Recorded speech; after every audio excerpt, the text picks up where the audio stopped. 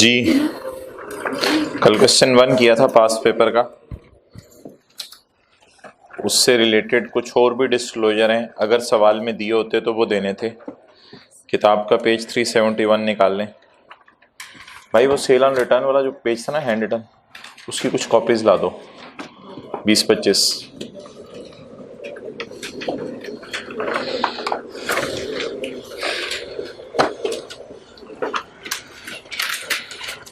Quick man, page number 371, property plant and equipment, किताब का page 371। कल हमने एक तो जरा अटेंटिवली सुनिएगा, वैल्यूअर का नाम बताया था कि किस बंदे ने एसेट को वैल्यू किया। कल एक तो हमने वैल्यूअर का नाम बताया था। इसके साथ प्रॉपर्टी प्लांट एंड इक्विपमेंट के बारे में अगर कुछ और डाटा होता तो उसको भी डिस्क्लोज करते। वो कौन सा डाटा हो सकता है वो पढ़ना शुरू करते हैं। Where any asset acquired with the funds of the company, जहां आपने एसेट्स अपने पैसों से खरीदा, and is not held in the name of company, लेकिन वो एसेट आपके नाम नहीं है। दिस फैक्ट, ये हकीकत आप यूजर को बताएंगे। इसकी क्या मिसाल हो सकती है? इसकी मिसाल हो सकती है कि आपने एक एसेट खरीदा, लैंड। गवर्नमेंट ने कहा ये लैंड भाई यहां सड़क बन सकती है। आपने कहा चलें फिलहाल तो मुझे देना। गवर्नमेंट ने कहा चलो ले लो, लेकिन अभी आपके नाम हम प्रॉपर नहीं लगाएंगे। तो आपके नाम नहीं लगेगी, लेकिन आप यूज कर लो, चलो यूज कर लो, पैसे भी दे दो और यूज कर लो आप। लेकिन ये ध्यान में रखना कि किसी भी वक्त हम वापस ले सकते हैं। तो कंपनी के फंड्स भी इस्तेमाल हो गए, लेकिन एसेट भी कंपनी का नाम नहीं लगा। ये हकीकत आपने यूजर्स को बतानी है इंग्लिश में लिख के कि फलां लैंड जो हमारी बैलेंस शीट में आ रही है ये हमारे नाम नहीं है, लेकिन हमारे पैसों से खरीदी गई है। Where any asset is acquired with the funds of a company and it is not held in the name of company. This हकीकत, ये हकीकत आप यूजर को बता दें along with the reason. Reason बताएं कि जी गवर्नमेंट ने ऐसा किया, shall be stated. And the description, land यानी डिस्क्रिप्शन उसकी land, the name of asset is land and the value, और उसकी वैल्यू कितनी है, and the person in whose name it is held. इस वक्त ये गवर्नमेंट ने अपने नाम रखी हुई है, हमारे नाम नहीं की हुई। And the person in whose name it is held shall be disclosed, ये आप यूजर्स को बताएंगे। Land and building shall be distinguish between freehold and leasehold. Leasehold land और फ्री होल्ड लैंड अलग अलग बताएंगे। Next, forced sale value shall be disclosed separately. Freehold land होती है जो आपके फ्री यूज के अंदर होती है, लीज पे लीज होल्ड। अच्छा, force sale value shall be disclose separately in case of revaluation of PPE. ये अंडरलाइन करें, force sales value. Force sale value बताना हमारे आईएफआरएस की रिक्वायरमेंट नहीं है, बल्कि फोर्स्ड सेल्स वैल्यू बताना हमारे कंपनी लॉ की रिक्वायरमेंट है। अच्छा जी, आपको मालूम है कि हम एसेट को रखते हैं मार्केट वैल्यू पे। हम एसेट को किताबों में रखते हैं मार्केट वैल्यू पे, लेकिन मार्केट वैल्यू और फोर्स सेल्स वैल्यू में फर्क होता है। एसेट को मार्केट वैल्यू पे क्यों रखते हैं? क्योंकि आईएस 16 में लिखा हुआ है कि एसेट को आप मार्केट वैल्यू पे रखोगे अगर इवैल्यूएशन मॉडल यूज करे हो। मार्केट वैल्यू और फोर्स सेल्स वैल्यू में क्या फर्क है? आम हालात में force sale value market value से कम होती है। फोर्स सेल वैल्यू ये होती है कि आपको इमीडिएटली सेल करें तो कितने पैसे मिलेंगे। अब आप बताएं, फौरन चीज बेचने पे अच्छे पैसे मिलेंगे या 2-4 दिन लगा के चीज बेचें अच्छे पैसे मिलेंगे? फौरन चीज बेचें अच्छे पैसे मिलेंगे। मैं आपको कहूं आपकी बाइक है, ये अगले आधे घंटे में आपने बेच के आनी है। दूसरी ऑप्शन, मैं आपको कहूं आपकी बाइक है, आपने 3 दिन में बेच के आनी है। अब आप बताएं किस सूरत में अच्छी प्राइस लेंगे?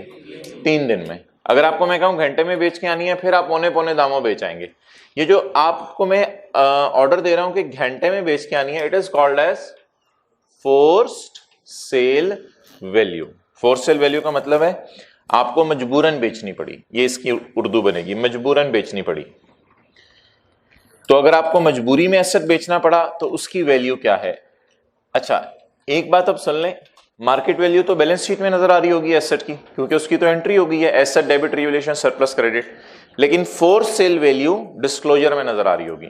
जिस तरह आपने वैल्यूअर का नाम लिखा था, नेम ऑफ वैल्यूअर इज ये, उसी के साथ आप लिख देंगे the force sale value of asset is rupees इतने। ओके फर्स्ट रो में आ जाए। Force sale value shall be disclose, force sale value बताई जाएगी separately in case of revaluation of PP. Following shall also be disclose for revalued assets. भाई इन चारों को आप कर लें, ये चारों रिक्वायरमेंट्स हैं IAS 16 की, ये चारों हमारे कंपनी लॉ की रिक्वायरमेंट नहीं है। इफेक्टिव डेट ऑफ रिवैल्यूएशन, कल के सवाल में इफेक्टिव डेट क्या थी, 2011 का साल। दूसरा, whether independent valuer is involve, क्या वैल्यूअर ऑर्गेनाइजेशन पे डिपेंडेंट है या बिल्कुल इंडिपेंडेंट है, ये बताना पड़ेगा आपको। Significant assumptions applied in estimating the fair value, assumptions क्या ली हैं आपने फेयर वैल्यू में। अजम्पशंस आपके स्कोप से बाहर हैं, अगर कभी अजम्पशंस आ गई तो जो सवाल में लिखी होंगी वो आप लिख दीजिएगा। मिसाल के तौर पे हमने एज्यूम किया है परफेक्ट मार्केट है, एज्यूम की है ये जो प्राइस हमने कैलकुलेट की है यही रिप्रेजेंटेटिव है मार्केट वैल्यू की। Next, for each class carrying amount that would have been recognised has the asset been carried at cost model. ये भी कल हमने बताया था कि अगर लैंड रीवैल्यू ना होती तो किस प्राइस पे आती। ये सारे IAS 16 के डिस्क्लोजर्स हैं। अच्छा अब होगा क्या, MCQs में ना ये आजकल आ रहे हैं, ये 4 दे के 5वां कोई दे देगा और फिर पूछेगा यस और नो बता दो क्या ये डिस्क्लोजर इसके हैं या नहीं है। तो ये याद करने नहीं है लेकिन याद रखने हैं, यानी रट्टा नहीं मारना लेकिन आपको पता होने चाहिए। Property plant and equipment note showing as much information as given in question, वो जो PPE का नोट हम बनाते हैं। अच्छा ये जो है ना एक हमने यहां बनाया था details of PPE disposed of, ये किन एसेट्स के लिए बनाना है किन के लिए नहीं बनाना। आपने कुर्सी बेच दी, आप बता रहे हो details of PPE disposed of, 2000 की खरीदी थी 1500 की बेची, 500 लॉस आया, यूजर आपको थप्पड़ मारेगा, कहते हैं मिलियंस में फिगर्स हैं और ये 2-2000 के फिगर्स मुझे बता रहे हो, इसका मुझे कोई फायदा नहीं है। तो बताएं details of PPE disposed of में मटेरियलिटी कॉन्सेप्ट सामने रखना चाहिए। Details of PPE disposed of में मटेरियलिटी कॉन्सेप्ट सामने रखना चाहिए। मटेरियलिटी कॉन्सेप्ट क्या कहता है कि मटेरियल चीजें अगर बेचो तो डिस्क्लोज करो, अगर मटेरियल चीजें ना बेचो तो डिस्क्लोज ना करो। अब मटेरियलिटी का थ्रेशहोल्ड पढ़ लें जो हमारे कंपनी लॉ में है। In case of sale of fixed asset if book value exceed 5 lakh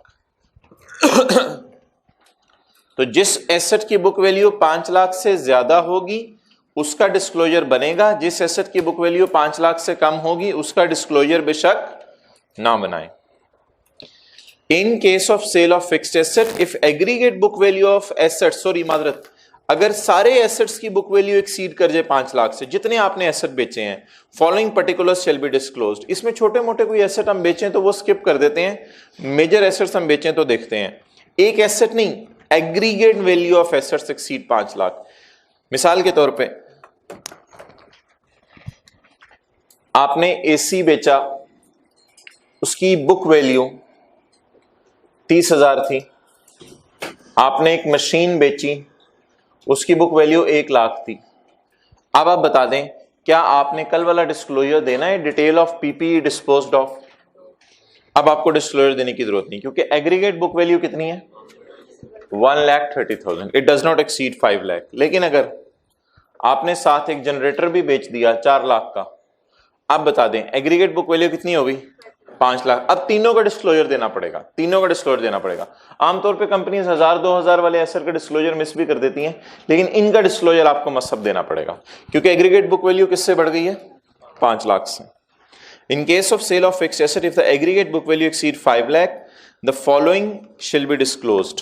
वही कल वाला, वो जो 5-6 कॉलम बनाए थे हमने, कॉस्ट और revalued amount, book value, sale price and mode of disposal. Example given by tender, यानी अखबार में इश्तिहार दिया था, और नेगोशिएशन, ये किसी पार्टी को साथ बिठा के नेगोशिएट किया था।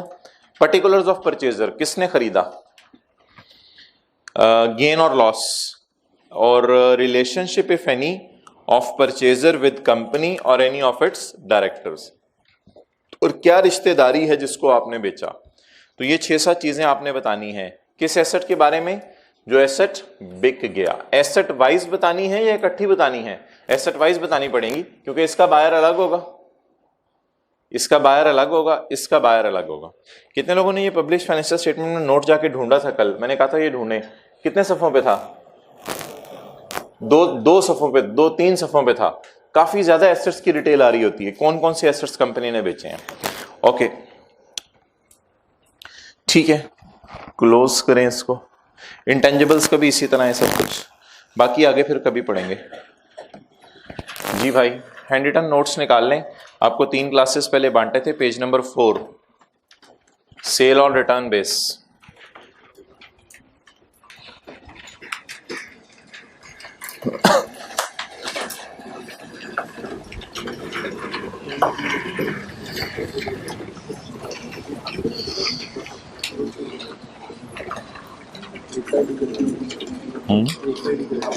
हाँ ठीक है जी भाई, जिसको पेज ना मिल रहा हो हाथ खड़ा कर दे। Hand written notes page number 4। भाई ये फर्स्ट रो से शुरू कर दो जरा बांटना, फर्स्ट रो से ऊंची से हाथ खड़ा करें, यहां से बांटना शुरू करो, ऊंची से हाथ खड़ा करें। ये लेफ्ट साइड पे नजर, लेफ्ट साइड पे। भाई ये सफा बांटा हुआ ढूंढे, page number 4, sale on return base.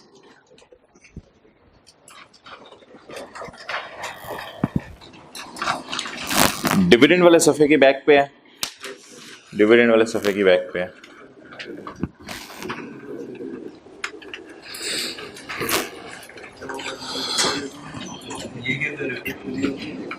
Okay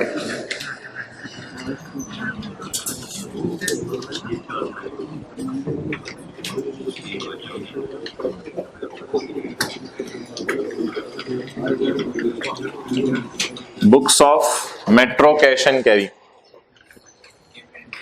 metro Cash and Carry की बुक्स हैं, और फिक्स्ड एसेट बेचे हैं या स्टॉक बेचे चलें।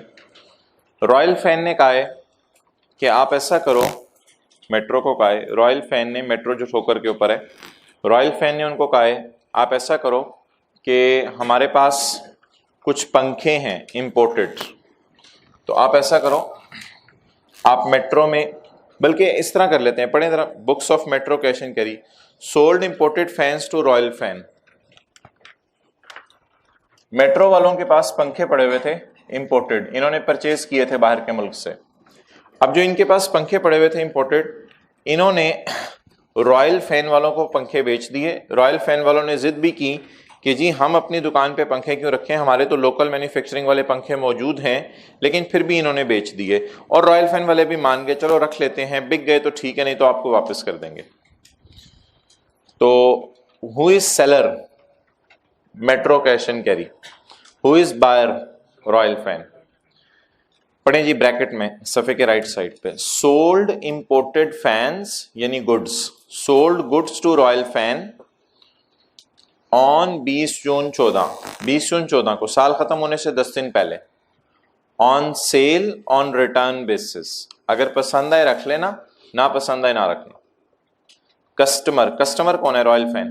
लिख, customer, Royal Fan can return the goods within 1 month, कह सकते हैं। Royal Fan can return the goods within 1 month, कह सकते हैं। कैसे? 20 जुलाई 14, 20 जुलाई 14 तक वो वापस कर सकता है। Sale price is ₹390 and markup on cost is 30%। Okay जी, अब सारे इधर देखें, पेज की तरफ में देखें।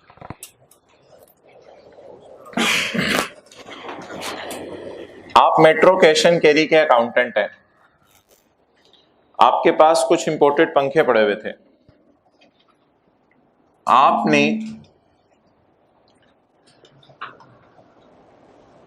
20 जून 14 को डिस्पैच किए फैंस ऑन सेल, और या ऑन भी कह देते हैं, ऑन सेल और रिटर्न बेसिस।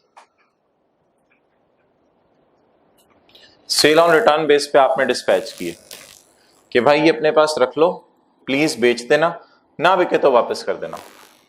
और आपके पास 1 महीना है, 1 महीने के अंदर अंदर 20 जुलाई 14, 1 महीने के अंदर अंदर एक्सपायरी है, यानी महीने के अंदर अंदर आप हमें वापस कर सकते हो अगर आप चाहो। इस रो में जगह बना दे भाई, जैकेट वगैरह। आपने छुट्टियां क्यों की हैं? अच्छा, okay.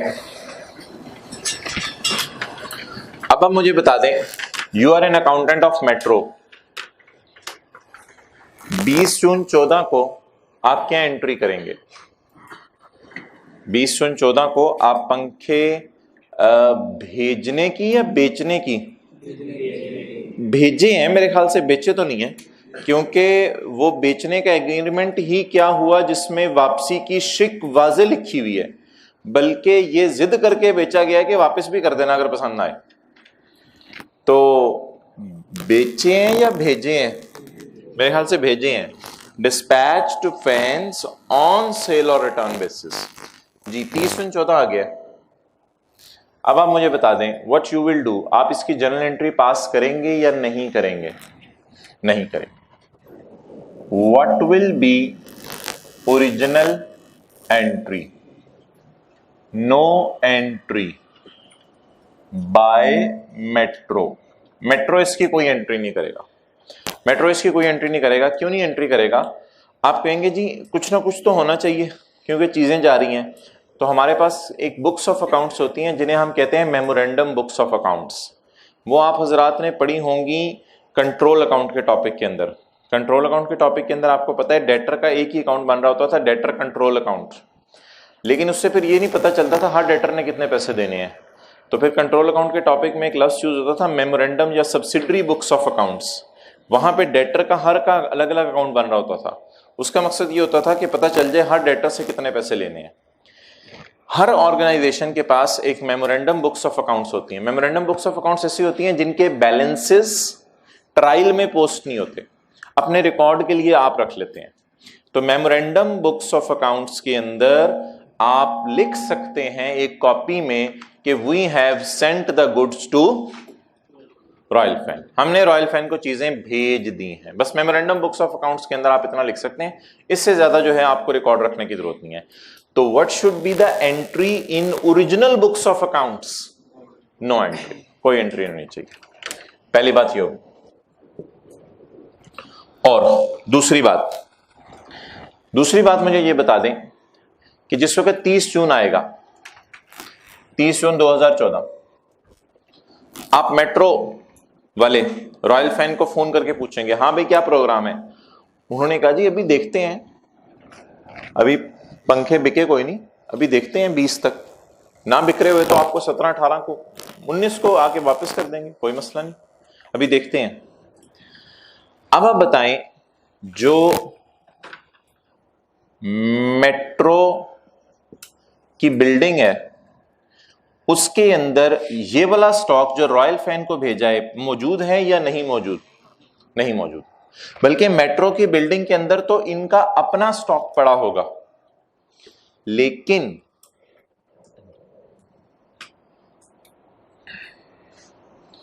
Lahore, Karachi, royal fan की आपने 2 दुकानों पे सामान भिजवाया था, एक लाहौर की दुकान पे सामान भिजवाया था, एक रॉयल फैन की आपने कराची की दुकान पे सामान भिजवाया था। इन 2 दुकानों पे आपने सामान भिजवाया था। अब आप फोन करके पूछेंगे लाहौर ब्रांच में, भाई वो पंखे, उन्होंने कहा आपकी अमानत है, पड़े हुए हैं, अभी तक बिक नहीं रहे, हम वापस ही शायद कर दें, शायद ना भी करें। और कराची में भी आपने फोन करके पूछा, उन्होंने कहा हाँ शायद वापस कर दें, शायद रख लें, अभी कोई नहीं प्रोग्राम। अब आप बता दें, are you confirm that these are sold? If you are not confirm then these are sold, तो प्लीज फिर फिलहाल अपनी बैलेंस शीट में शो कर दें। 30 जून 2014 को अपनी बैलेंस शीट में शो कर दें। अब आपकी बैलेंस शीट में जो करंट एसेट्स आ रहे होंगे उसमें जो स्टॉक आ रहा होगा वो दो किस्म का आ रहा होगा। Over stock lying in over premises, वो ये वाला होगा, वो ये वाला होगा। Over stock lying in over premises, over stock lying in customer premises या थर्ड पार्टी। हमारा स्टॉक ये जो यहां पड़ा हुआ है, हमारा स्टॉक किसके पास पड़ा हुआ है? थर्ड पार्टी के अंदर पड़ा हुआ है। अच्छा जी, ये हमारी अकाउंटिंग खत्म हो गई। अब हमने आगे क्या शुरू करना है कि गलत अकाउंटिंग क्या हो सकती है। ये तो सही अकाउंटिंग हमारी खत्म हो गई जी। अगर हम 20 जून को चीजें बेचें, ये कह के बेचें कि आप वापस कर सकते हो, तो क्या 30 जून पे खड़े होके it should appear in our sale? No entry by Metro, no entry by Metro of sale. If it is not sale, तो at balance sheet date it should, बोले बोले, it should appear in stock, हमारे stock के अंदर आना चाहिए। ठीक है, ओके, पढ़ लें। Final account, sale on return basis, PHD, point A, books of Metro Cash and Carry, Metro Cash and Carry की किताबें। Sold imported fans to Royal Fan on 20 June 14 on sale और return basis. Royal Fan can return goods within 1 month. मैं अपनी तरफ से सवाल को आसान करके पढ़ा हूं। Royal Fan can return goods within 1 month, sale prices इतने। ओके जी, नीचे आए, sent goods on return basis, expiry date, original, no sale should be recorded for year ended 30 जून 14। पहली बात ये होगी। एंड दूसरी बात, the goods lying with Royal Fan, the goods lying with Royal Fan should appear in Metro trade current asset stock. Physically lying, ये कौन सा होगा? आगे ठोकर लिख लें जो लोग मेट्रो गए हैं ताकि उनको याद रहे। ये फिजिकली लाइंग, ये कौन सा होगा? ये वो जो ठोकर के इनके अपने दफ्तर में पड़ा होगा। इसके अलावा stock at cost, sold on, ये कौन सा वाला स्टॉक है जो सोल्ड ऑन रिटर्न बेस है। अच्छा, स्टॉक को बैलेंस शीट में किस पे शो करते हैं? सेल प्राइस पे, कॉस्ट पे? कॉस्ट पे। ऊपर जाके देखें सेल प्राइस क्या है? 390। 390 को अगर 130 से डिवाइड करें, मल्टीप्लाई 100 से करें, जीपी आएगा या कॉस्ट आएगी? और 390 को 130 से डिवाइड करके 30 से मल्टीप्लाई करें तो जीपी आएगा। मुझे जीपी नहीं चाहिए, मुझे बैलेंस शीट में क्या चाहिए? कॉस्ट। तो मैंने क्रॉस क्रॉस टोटल में इसलिए लगाया कि मुझे फिजिकल लाइंग वाला स्टॉक मौजूद नहीं है। ओके, यहां पे रुक जाएं और सफे के एंड पे जम मारें। Books of Royal fan, books of Royal fan. चलें जी, मत देखें जी। रॉयल फैन का अकाउंटेंट क्या करेगा साल के एंड पे? रॉयल फैन वाले साल के एंड पे क्या करेंगे? परचेजेस में शो कर देंगे। वाई? वो तो वापस करने को तैयार बैठे, उनको तो अभी खुद अनसर्टेनिटी है कि हमारा है भी या नहीं, वो तो वापस करने को तैयार बैठे हैं। परचेजेस डेबिट कर सकते हैं? नहीं, क्योंकि वापस कर सकते हैं। अच्छा, क्रेडिटर क्रेडिट नहीं, क्रेडिटर क्रेडिट भी नहीं कर सकते क्योंकि वो डेटर डेबिट नहीं कर रहा। ओके, पहली बात ये होगी। दूसरी बात, जब रॉयल फैन वाले अपना क्लोजिंग स्टॉक काउंट कर रहे होंगे तो वो किसी के पंखे इनके पास पड़े होंगे। रॉयल फैन वाले जब अपना क्लोजिंग स्टॉक काउंट कर रहे होंगे, जैसे आप फ्रिज खोलते हैं तो फ्रिज खोल के अम्मी से पूछते हैं, अम्मी ये खीर कहाँ आई? खीर कहाँ से आई? आपने तो नहीं पकाई यार। तो अम्मी कहती है साथ वालों का फ्रिज खराब था, उन्होंने रखवाई भी है, इसलिए मैंने लाल कपड़ा डाल के ऊपर रख दी थी कि किसी की नजर ना पड़े तो गलती से खा ना ले, तो इसलिए मैंने लाल कपड़ा। अब जब स्टॉक काउंट हो रहा होगा तो रॉयल फैन वाले उस पर लाल कपड़ा डाल के रख देंगे साइड पे, कहीं गलती से हम उसे काउंट ना कर लें और अपने स्टॉक में ना डाल दें, ठीक है। तो रॉयल फैन वालों को दो एहतियातें करनी है। नंबर वन, अगर वो रियल अकाउंटिंग करना चाहते हैं, number one, they should not record the purchase and they should not show it in their stock. आगे आ जाए ना, इस साइड पे आ जाए। उनको इसको अपने स्टॉक में शो नहीं करना चाहिए। ये दो एहतियातें रॉयल फैन ने करनी है। इसके अलावा अगर पेपर में कुछ हुआ तो वो गलत होगा, उसको सही कर लीजिएगा फिर। इसके अलावा अगर पेपर में कुछ हुआ, पढ़े जी books of Royal Fan. No purchase should be recorded in the year ended 30 जून 14, सफे का एंड 30 जून 14 के साल में परचेज रिकॉर्ड नहीं होनी चाहिए। And it should not be counted in stock count, it should not be counted in stock count. नीचे वाली उर्दू छोड़ें। Okay, come back on metro Cash and carry.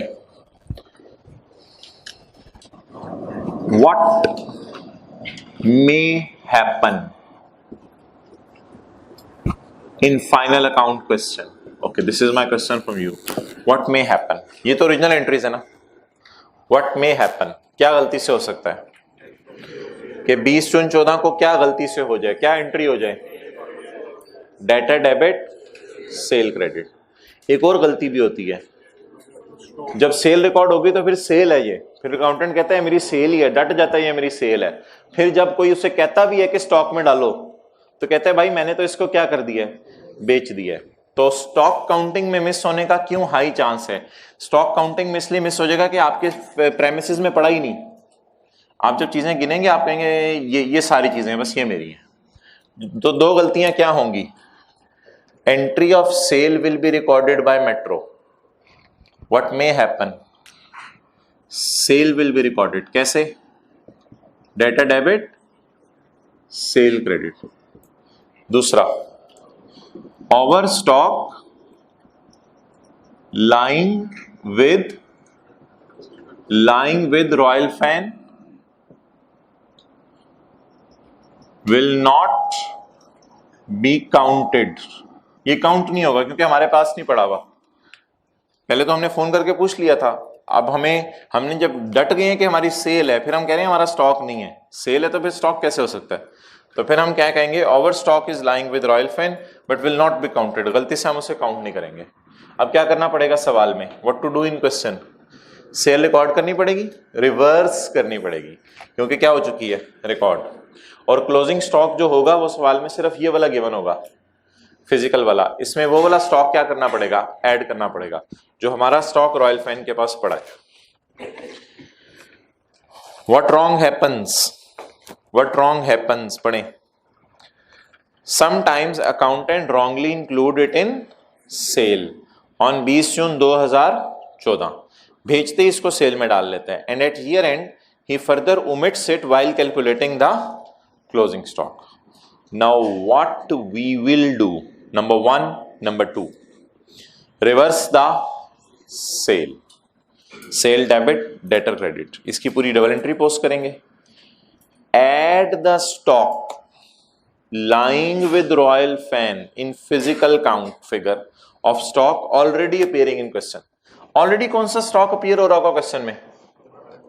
जो फिजिकल उसका अपना है, उसमें इसको क्या कर देंगे? ऐड कर देंगे। ओके,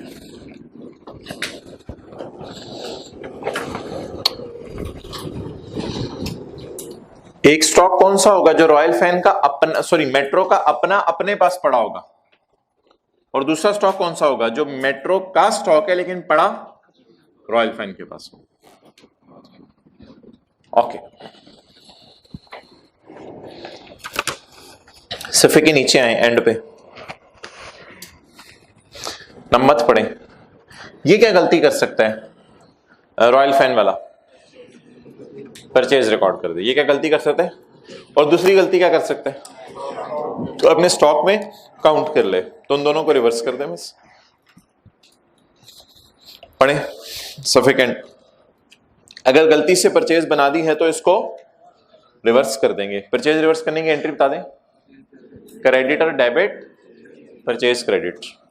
और अगर गलती से स्टॉक में काउंट कर लिया है तो स्टॉक में से लेस कर देंगे, स्टॉक में से माइनस कर देंगे। ओके, इधर ही रहें।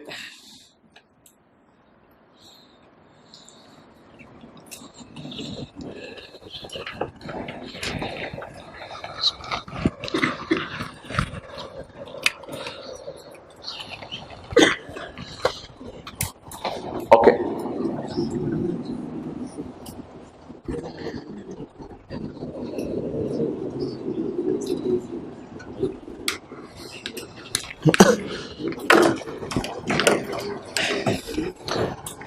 एक सवाल आया पेपर में जिसमें लिखा हुआ था we sold goods on return basis. हमने रिटर्न बेसिस पे चीजें बेची। We sold goods on return basis. और इधर कस्टमर यानी रॉयल फैन रिटर्न्ड गुड्स, उसने चीजें वापस कर दी और एक्सपायरी डेट मिसिंग थी। एक्सपायरी डेट दी ही नहीं हुई थी, एक्सपायरी डेट मिसिंग थी, उसने चीजें वापस कर दी। अब आप बताएं कि क्या ये हमारे 2014 के साल की सेल है या नहीं है। अच्छा, इसमें एक कॉन्सेप्ट सुन लें। हमने एक स्टैंडर्ड पढ़ना है IAS 10। हमने एक स्टैंडर्ड पढ़ना है IAS 10। IAS 10 ये कहता है कि आम हालात में, मिसाल के तौर पे पाकिस्तान में फाइनेंशियल स्टेटमेंट्स बनते बनते सितंबर आ ही जाता है, 3 महीने लग ही जाते हैं। तो IAS 10 ये कहता है कि अगर इन 3 महीनों में हमारे साल की कोई कच्ची बात पक्की हो जाए, कोई कच्ची बात कंफर्म हो जाए, पता चल जाए। मिसाल के तौर पे इधर कोर्ट केस चल रहा था, इधर कोर्ट केस चल रहा था, हमारा ख्याल था 10,000 देने पड़ेंगे, लेकिन जुलाई में फैसला आ गया कि 12,000 दो। तो फिर 30 जून को लाइबिलिटी किस पे रिकॉर्ड करें? IAS 10 में हम पढ़ेंगे 12,000 पे रिकॉर्ड करें, क्योंकि अभी साल के अकाउंट्स आपके हाथ में है। तो ऐसा करें कि साल के अंदर पता चलने वाली इंफॉर्मेशन को साल में रिकॉर्ड कर लें। मैंने होमवर्क में आपको सवाल दिया है, उस सवाल के अंदर उसमें यह लिखा हुआ है कि डेटर ने साल के बाद ऐसे बिहेव किया, आप उसकी एंट्री साल के अंदर ही कर दीजिएगा, कोई मसला नहीं। IAS 10 जब पढ़ेंगे ये बात वाज़ेह हो जाएगी। साल के बाद होने वाली चीजें अगर 2-3 महीने में हो जाएं, IAS 10 क्या कहता है? साल के बाद होने वाली चीजें अगर 2-3 महीने में हो जाएं और हमारे साल की किसी बात को कंफर्म कर रही हो, तो फिर मुनासिब है कि जो कंफर्मेशन फिगर आई उसको यूज करें, ना कि आप ये कहें नहीं जी ये तो अगले साल की ट्रांजैक्शन है, हम इसको क्या करें। तो IAS 10 में बड़ी बारीकी से ये बात पढ़ेंगे और एग्जांपल्स लेके इसको देखेंगे। लेकिन फिलहाल जब तक IAS 10 आप नहीं पढ़ते, आप ये याद रख लें, हमारे साल के बाद महीने 2-1.5 में, महीने 2-1.5 का बॉर्डर जहन में रख लें, या चले 3 महीने का बॉर्डर जहन में रख लें। हमारे साल के बाद 2-3 महीने के बॉर्डर में जो चीजें हो जाएं, अगर हमारे साल की किसी चीज को कंफर्म कर रही हैं तो उसे अज्यूम किया जाएगा हमारे साल में ही पता चल गया था। ओके, अब हम मुझे ये बताएं, एक सवाल आया पेपर में कि जी हमने चीजें बेची हैं हमारे साल, महीने 1.5 बाद उसने साल खत्म होने के बाद वापस कर दी। आप बताएं क्या ये यहां खड़े होकर सेल बनती है या नहीं बनती? क्यों नहीं बनती? इस सवाल में एक्सपायरी मिसिंग है, लेकिन एक्सपायरी मिसिंग होने की वजह से हमें परेशान नहीं होना चाहिए, क्योंकि एक्सपायरी का टाइम था तो ही वापस करके गया ना, वरना तो हम वापस ही ना लेते। ठीक है, तो कुछ बातें इंप्लाइड भी होती हैं। अगर अगला बंदा, सवाल कह रहे अगला बंदा वापस कर गया है और हमने वापस ले ली है, तो फिर कौन सा टाइम बाकी था जो वापस कर गया? तो कभी कभी ऐसे भी होता है एक्सपायरी का टाइम मिसिंग होता है, लेकिन लिख देते अगले साल वापस कर दी। इसका क्या मतलब है कि एक्सपायरी का टाइम था तो वापस की ना। पढ़े नोट, कभी कभी सवाल में एक्सपायरी डेट नहीं दी होती, ऐसी सूरत में वो आमतौर पे बताता है कि कस्टमर ने साल के बाद वापस कर दी हैं गुड्स।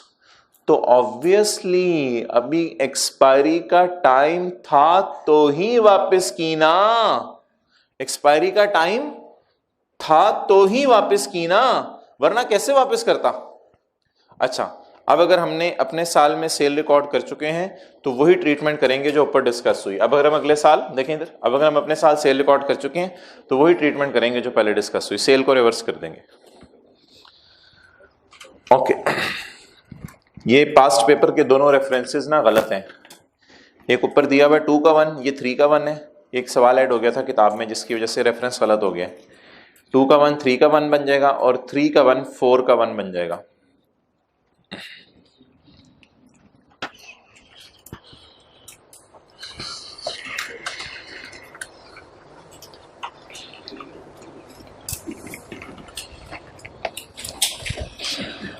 अच्छा, बात खुली हुई है, एक आखिरी बात कर जाऊं। कभी कभी लोग कहते हैं बात फैल गई है, फैल रही है तो फैलने दें, कोई मसला नहीं। एक दफा पेपर में सवाल आया था 2 सालों का, एक दफा पेपर में सवाल आया था 2 सालों का, 2 साल की फाइनेंशियल स्टेटमेंट्स बनानी थी। तो उसमें क्या किया था उसमें एग्जामिनर ने लिखा था यहां पर चीजें भेजी और यहां वापस आ गई। ये तो उसने बताया जो हुआ। फिर उसने कहा अकाउंटेंट ने क्या किया, कहते हैं अकाउंटेंट ने यहां सेल डाली, यहां सेल रिटर्न डाल दी। बस इस साल में सेल डाल दी, इस साल में सेल रिटर्न डाल दी। अब 2 काम करने पड़ेंगे, अब 2 काम करने पड़ेंगे। क्या ये ऐसा तब होगा जब कभी 2 सालों का सवाल दिया हो, क्यों आमतौर पे तो हमें 1 साल का ही सवाल दिया होगा ना। ठीक है, दोबारा सोचें क्या हुआ, व्हाट हैपेंड, भेजी वापस आ गई। ये हकीकत है, ये हकीकत है, व्हाट हैपेंड एक्चुअली। ठीक है, इसकी ट्रीटमेंट बता दें इस हकीकत की। भेजने की एंट्री नहीं होनी चाहिए और वापस आने की भी कोई एंट्री नहीं होनी चाहिए, क्योंकि भेजने की एंट्री नहीं की थी। लेकिन अकाउंटेंट ने गलती से क्या किया, भेजते हुए सेल रिकॉर्ड कर दी इस साल में, और जब वापस आई तो बजाय कि पिछले साल की सेल रिवर्स करता, इस साल की सेल रिटर्न डाल दी, sale return debit debtor credit. अब 2 गलतियां सही करनी पड़ेंगी। क्या, इस साल की सेल को रिवर्स करना पड़ेगा क्योंकि सेल थी ही नहीं तो रिकॉर्ड क्यों की, और नेक्स्ट इस साल की सेल रिटर्न को रिवर्स करना पड़ेगा, इस साल की सेल रिटर्न को रिवर्स करना पड़ेगा। क्यों, क्योंकि इस साल की सेल रिटर्न है ही नहीं। अच्छा वैसे सही नहीं हो गया, इस साल सेल में डाला है और अगले साल सेल रिटर्न में डाल दिया है। भाई वो अकाउंटिंग के मैचिंग कॉन्सेप्ट होते हैं ना, वो वायलेट हो गए हैं। ठीक है, तो सेल भी नहीं थी और सेल रिटर्न भी नहीं थी। तो ये आखिरी सिनेरियो एक दफा टेस्ट हुआ है, कोई खास इंपॉर्टेंट नहीं है। असल में सफ़ा खुला हुआ था, मैंने कहा साथ ही डिस्कस कर दूं। ये बात इतनी इंपॉर्टेंट नहीं थी, पिछली बातें जहन में रखिएगा, ये पढ़ लें। ऐसा भी हो सकता है कस्टमर 20 जुलाई 14 को चीजें वापस करे, ऐसा भी हो सकता है कस्टमर 20 जुलाई 14 को चीजें वापस करे और हम इसको गलती से इस दिन सेल रिटर्न में डाल दें। अब ये सेल रिटर्न भी करेक्ट करनी पड़ेगी, अब ये वाली सेल रिटर्न भी करेक्ट करनी पड़ेगी। ओके, आपके पास नोट्स लेक्चर 50 में लिखा हुआ है स्टार्टेड पास्ट पेपर क्वेश्चन 4, लेकिन क्वेश्चन 4 शुरू करने से पहले मैं एक क्वेश्चन लेके इसकी रिवीजन कराऊंगा। क्वेश्चन 3, आज का होमवर्क का सवाल बड़ा अच्छा है। ये पास्ट पेपर का सवाल है लेकिन किताब में मौजूद नहीं है। इसका सॉल्यूशन आपको मंडे या ट्यूसडे को दिया जाएगा। होमवर्क वाले सवाल का, होमवर्क वाला सवाल आपने करके आना है जरूर जी। पेज नंबर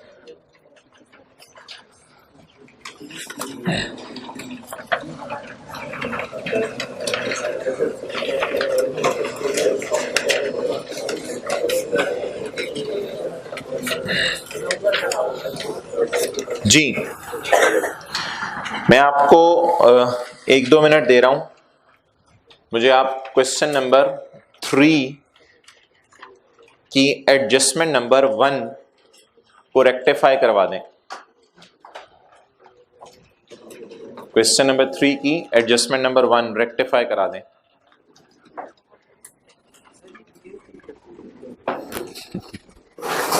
क्वेश्चन नंबर 3 की सेल रिटर्न में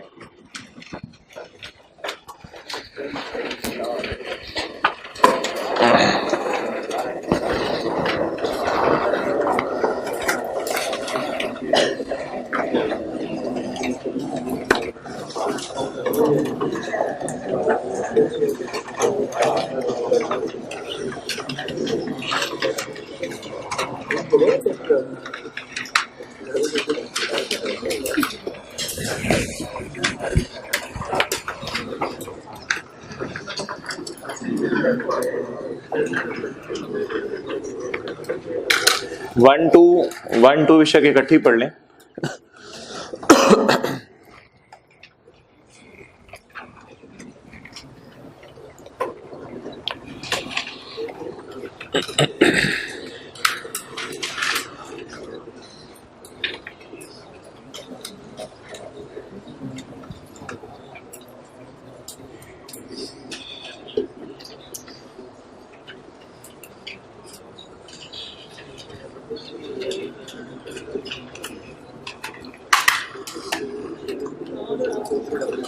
The following trial balance related to Yasser Industries Limited for the year ended 30 जून 2015। 30 जून 2015 के बारे में यासर, ये एसी बंद कर दें भाई। यासर लिमिटेड ने आपको ट्रायल दिया है 30 जून 2015 का। Point number 1, sale include. भाई सेल में डल चुका है, बात खत्म हो गई। सेल में डाल दिया है उसने, सेल इंक्लूड। आगे देख लेते हैं, हो सकता है देखें आगे अगर लिखा हो सेल इंक्लूड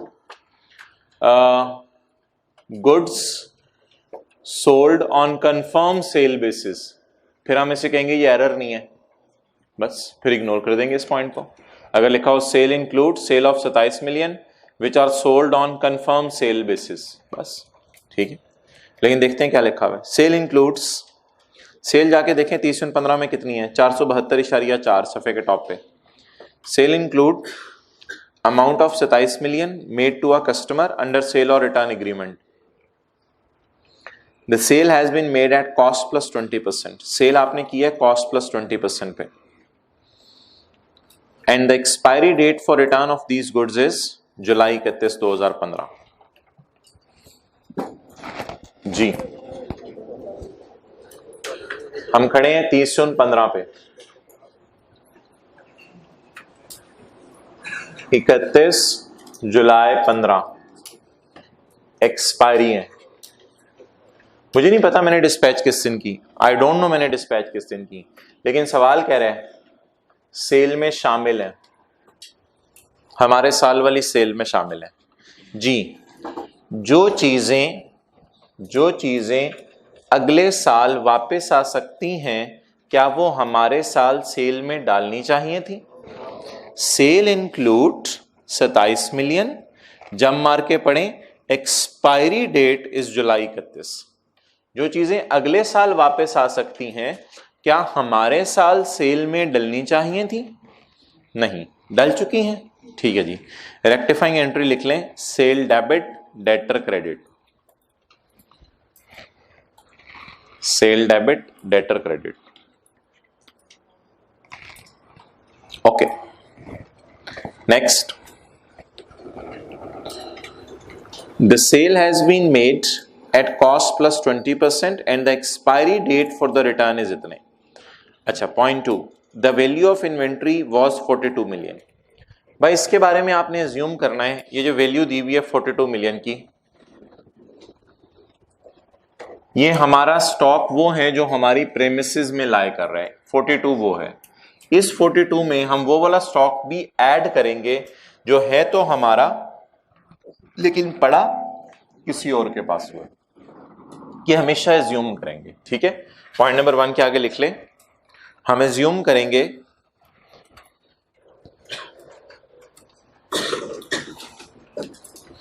कि अब ये स्टॉक में भी काउंट नहीं हुआ, क्योंकि हमने कहां डाल दिया है, सेल में। जो चीज सेल है फिर वो स्टॉक नहीं है, हम एज्यूम करेंगे ये स्टॉक में भी काउंट नहीं हुआ।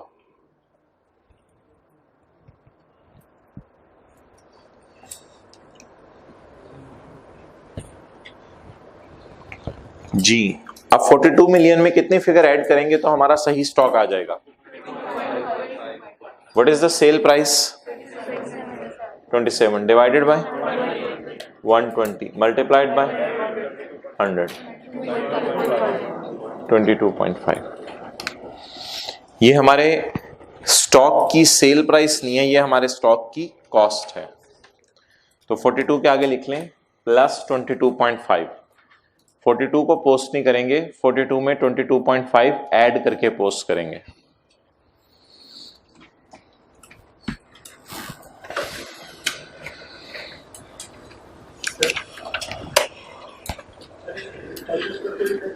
किस पे? हाँ, रिसीवेबल पे होगा। Sale debit, debtor credit, debtor कम हो जाएंगे जी। निकालें क्वेश्चन 4 पास पेपर का।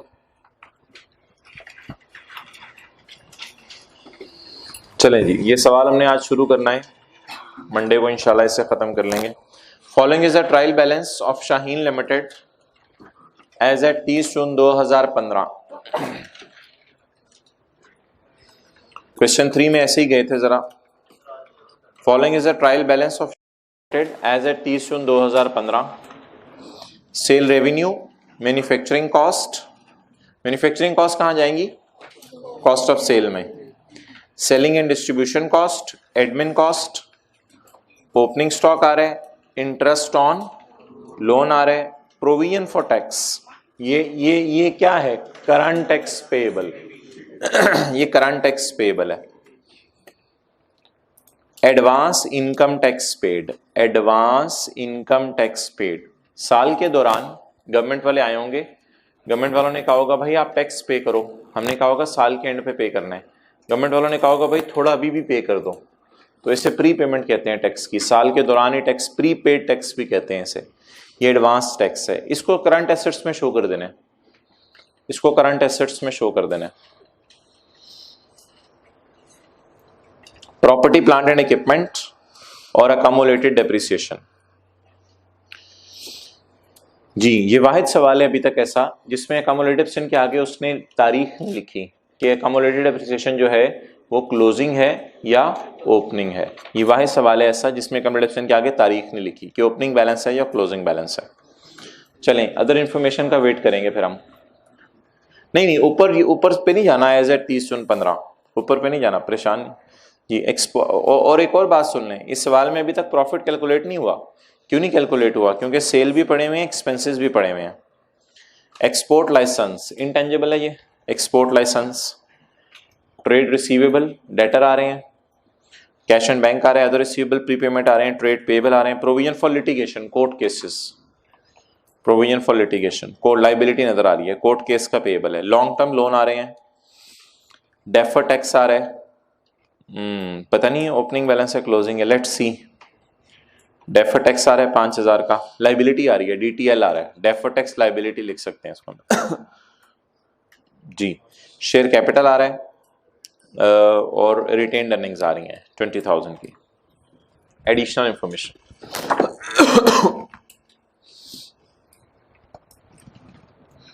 पढ़ें जी।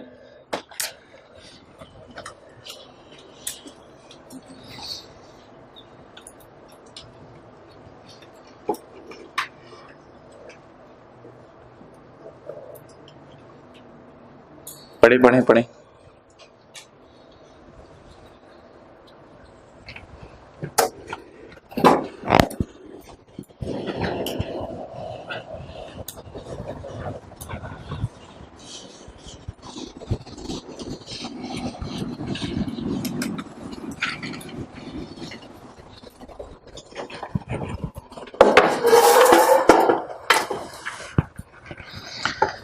Cell last year,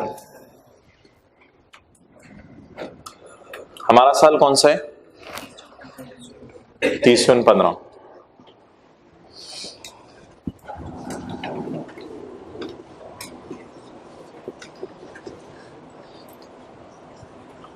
current year, last year, current year, last year.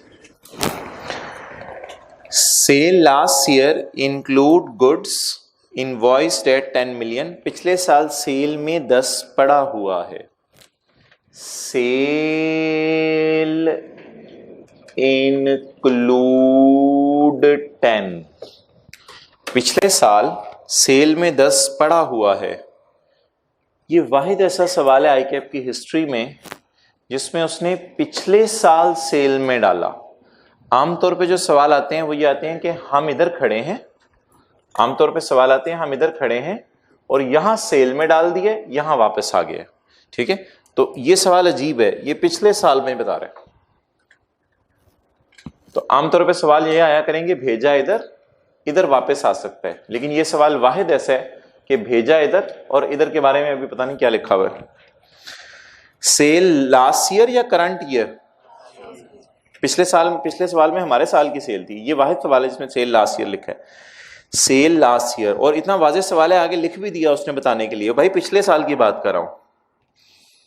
Sale last year included goods invoiced at 10, bill बना के भेजा था 10, इनवॉइस का मतलब वो फिर सेल प्राइस होगी, बिल बना के भेजा था। Invoiced at 10 million which were sent to a customer on 25 June 14। लो जी, वो हो वाजे डेट भी पता है, 25 जून 14 को सेंट की हैं। जरा देखते हैं एग्रीमेंट की नेचर क्या है।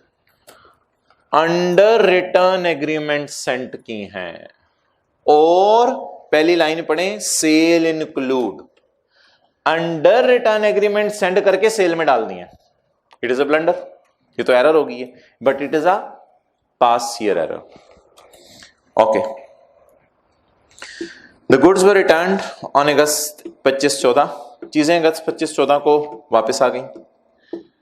No correction has been made for the return, अभी तक हमने इस एरर को करेक्ट नहीं किया। चीजें 25 को वापस आ गई, 25 अगस्त 14 को गुड्स रिटर्न, चीजें वापस आ गई। अच्छा, वैसे एक्सपायरी का टाइम होगा तो वापस आई या फिर जबरदस्ती वापस कर गया होगा? और मुझे ये लग रहा है, ऐसे ही जहन में आ रही है बात कि शायद 2 महीने की एक्सपायरी होगी और वो बिल्कुल बॉर्डर पे आके 25 को वापस करके चला गया। शायद 25 जून को हमने भेजी है, जुलाई अगस्त 2 महीने का हमने उसको टाइम दिया होगा, दूसरे महीने के एग्जैक्ट एंड पे आके हमें वापस करके चला गया। ये पकड़ भाई वापस चीजें। अब बता दें, अगर वो 25 अगस्त को वापस कर गया है तो क्या 30 जून को मैं एज्यूम करूं उसके पास राइट था, तो 25 अगस्त को वापस करके गया ना। और ब्लंडर बताएं, 30 जून पे खड़े होके हम क्या ब्लंडर कर चुके हैं? सेल में डाल चुके हैं। आप मुझे दूसरी लाइन सवाल की पढ़ के बताएं कि सेल में ऐसी सेल डलनी चाहिए जो डाउटफुल है। कैसे डाउटफुल है? Send to a customer under return agreement, जो चीज रिटर्न एग्रीमेंट के तहत भेजी जाए क्या वो सेल होती है? नहीं होती। पहली लाइन पढ़े, सेल इंक्लूड, लेकिन हमने कहां डाल दिए? सेल में डाल दिए।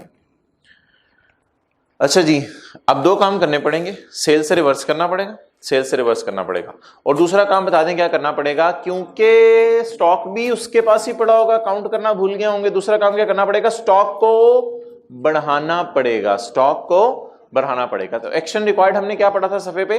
रिवर्स द सेल, और अपने स्टॉक को बढ़ा दें।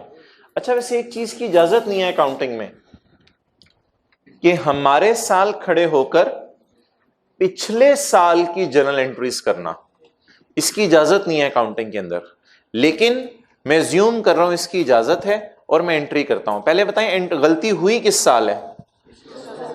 सही भी किस साल होनी चाहिए? अब मैं पिछले साल जाके गलती को सही कर रहा हूं, वैसे इजाजत नहीं है इसकी अकाउंटिंग में। पिछले साल इस दिन जाके मैंने गलती की है, जी बोले। सेल डेबिट, सेल में पड़ा हुआ है, सवाल में लिखा हुआ है सेल में पड़ा हुआ है। सेल डेबिट, डेटर क्रेडिट, कितने से? 10 से। और इंक्रीज कर दें स्टॉक को। स्टॉक को इंक्रीज करने की एंट्री क्या होगी?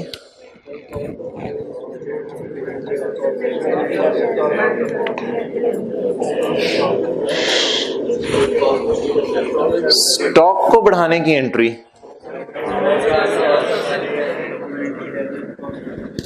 एक वैसी डेटा ले रहा हूं आपके सामने ताकि आपको स्टॉक को बढ़ाने की एंट्री भी आज के बाद याद हो जाए। इस सवाल से रिलेटेड बात नहीं कर रहा, जनरल रूल बता रहा हूं।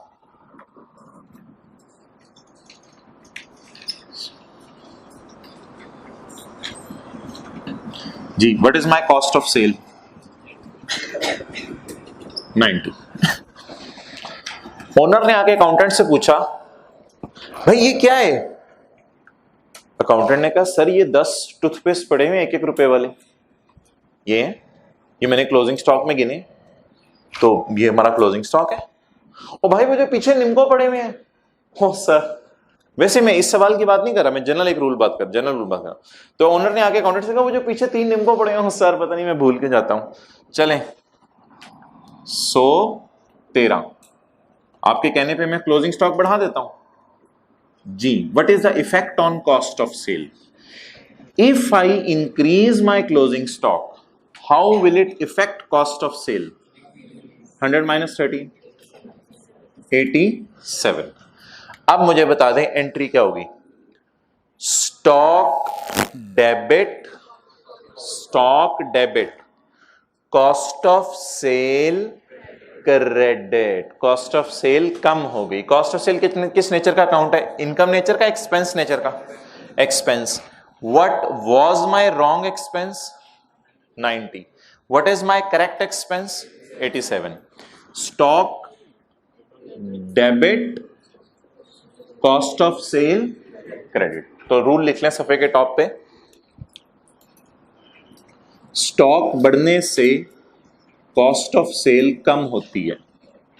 ये रूल है, स्टॉक बढ़ने से कॉस्ट ऑफ सेल कम होती है।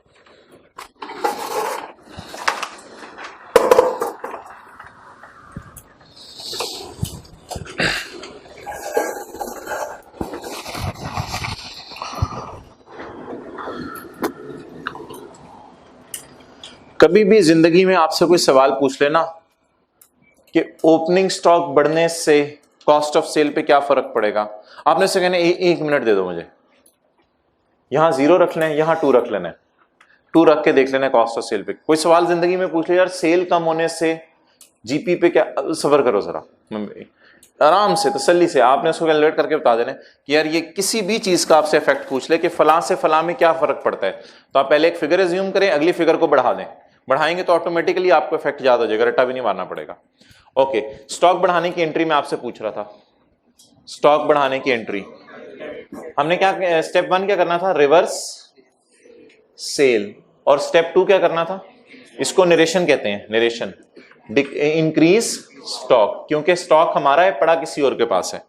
स्टॉक बढ़ाने की entry, inventory debit cost of sale, पिछले साल की जी। 10 डिवाइडेड बाय 120 मल्टीप्लाइड बाय 100, 8.33। चलें जी, ये 2 एंट्रीज लिख लें। कहां लिखेंगे?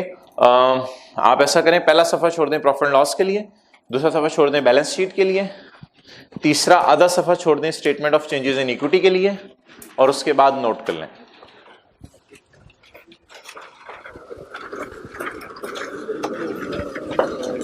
ये नोट कर लें।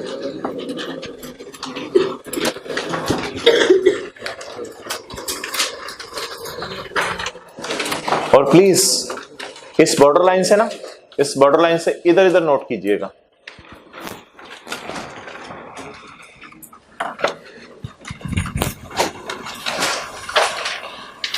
टू 2.5 पेजेस के शुरू करते हैं।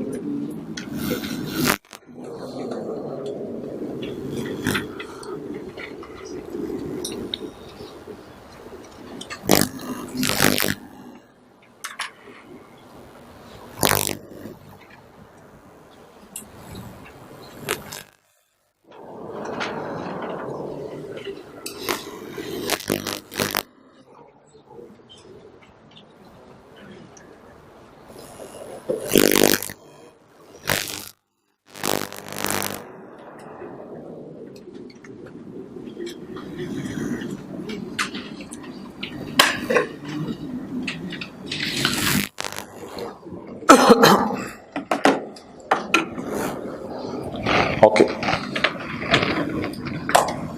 जी भाई, जहां तक ताल्लुक है इस फिगर का, ये पिछले साल का कौन सा स्टॉक था? क्लोजिंग। ये पिछले साल का क्लोजिंग स्टॉक था। पिछले साल का क्लोजिंग स्टॉक गलत हुआ है। पिछले साल का क्लोजिंग स्टॉक हमारे साल का क्या बनेगा? ओपनिंग। इस 8.33 को तो मैं जाके कल वो जो ओपनिंग स्टॉक आ रहा है ना, ओपनिंग स्टॉक 23,000 का सवाल में, 23,000 में मैं आपको जमा करवा दूंगा 8.33, तो 23,000 के अंदर ये एडजस्ट हो जाएगा और डेटर अकाउंट के अंदर जाके हम 10 का क्रेडिट मार देंगे, ठीक है। लेकिन भाई पिछले साल की गलती इस साल सही करना इंट्रो FR1 में नहीं सिखाई जाती। पिछले साल की गलती इस साल सही करना FR2 में सिखाई जाती है। उसका तरीका ये होता है कि एंट्री में देखें एसेट्स लायबिलिटीज कौन से हैं और एंट्री में देखें इनकम और एक्सपेंसेस कौन से हैं। जो एसेट्स लायबिलिटीज है उन्हें इग्नोर कर दें, जो इनकम एंड एक्सपेंसेस हैं उनके साथ एक उनकी फेंटे लगाएं। एसेट्स और लायबिलिटीज ढूंढें, ये एसेट है कम हो रहा है, ये एसेट है बढ़ रहा है, इन दोनों को इग्नोर कर दें, इनमें कोई मसला नहीं। मसला है सेल में, इसकी फेंटी लगा दें। पिछले साल की सेल पिछले साल के प्रॉफिट एंड लॉस में पड़ी थी, वहां से पिछले साल के पीबीटी में गई होगी, वहां से पिछले साल के प्रॉफिट आफ्टर टैक्स में गई होगी, वहां से पिछले साल की रिटेन्ड अर्निंग में गई होगी। तो प्रॉफिट आफ्टर टैक्स आपको पता है statement of changes in equity के अंदर रिटेन्ड अर्निंग कॉलम के अंदर नजर आता है।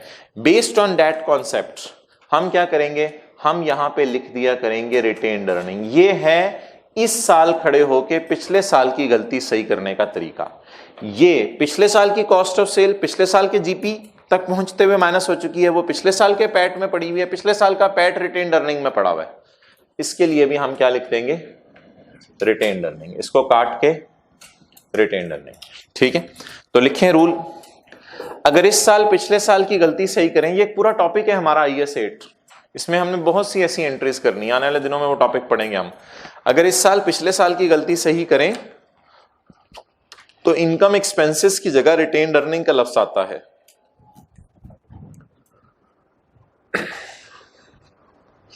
अगर इस साल पिछले साल की गलती सही करें तो इनकम एक्सपेंसेस की जगह रिटेन्ड अर्निंग का लफ्ज आता है।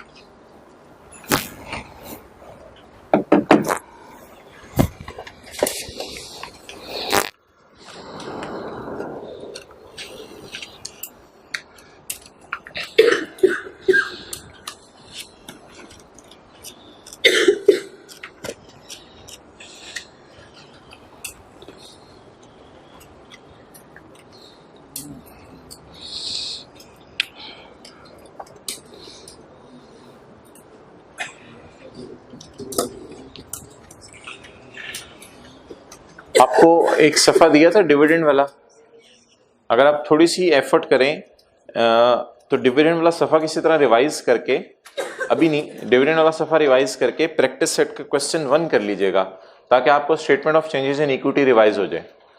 प्रैक्टिस सेट का क्वेश्चन 1 भी होमवर्क में डाल लें, आज के होमवर्क में प्रैक्टिस सेट का क्वेश्चन 1 भी डाल लें। लेकिन डिविडेंड के पेज नंबर 3 के बाद ऐसा कीजिएगा, डिविडेंड का पेज नंबर 3 रिवाइज कीजिएगा ताकि statement of changes in equity की आपकी प्रैक्टिस हो जाए। इंटरिम, फाइनल, बोनस, कैश अगर भूला हुआ है तो वीकेंड आ रहा है, यूटिलाइज इट। आज प्रैक्टिस का क्वेश्चन 1 कर लीजिएगा और कल टाइम निकाल के होमवर्क का सवाल जो मैंने दिया हादी वाला ये कर लीजिएगा। Okay ji,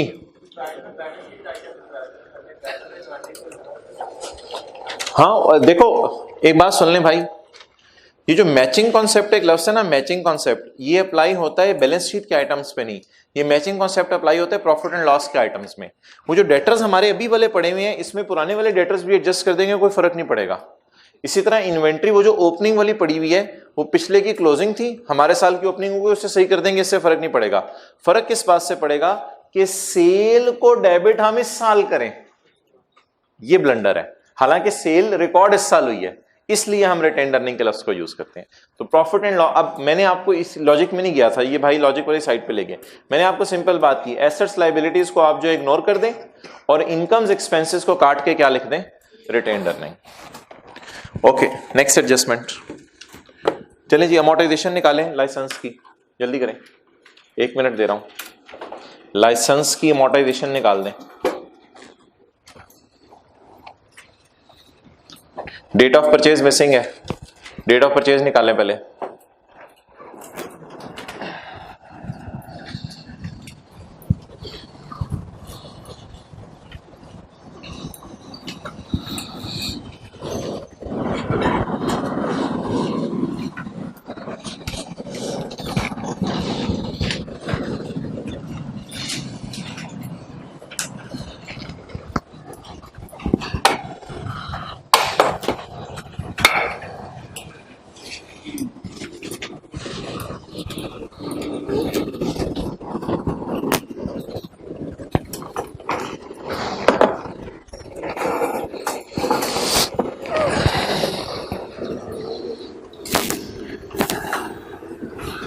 The export license has been obtained for exporting a new product and effective for 5 years.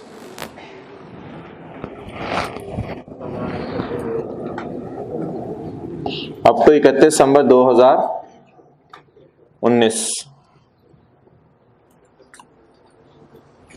However, exports commenced from 1 July 2015।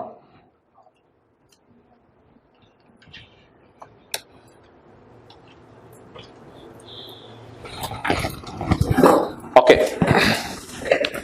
जी, सबसे पहले आप मुझे बताएं date of expiry. Licence expire कब हो जाना है? 31 दिसंबर 2019। अच्छा जी, इसकी लाइफ बताएं। 5 years, इसकी life 5 years। The export license has been obtained for exporting a new product and is effective for 5 years। जी, अब आप मुझे डेट ऑफ परचेज बैलेंसिंग निकाल दें। बैलेंसिंग 19 का पूरा साल, 18 का पूरा साल, 17 का पूरा साल, 16 का पूरा साल, 15 का पूरा साल। क्या डेट ऑफ परचेज बनेगी? 1 जनवरी 2015। क्लियर? ये डेट ऑफ परचेज आपने निकाल ली होगी। तो आमतौर पे डेट ऑफ परचेज और लाइफ दी जाती है। इस सवाल में डेट ऑफ परचेज और लाइफ दी गई थी या डेट ऑफ एक्सपायरी और लाइफ दी गई थी? डेट ऑफ एक्सपायरी और लाइफ दी गई थी।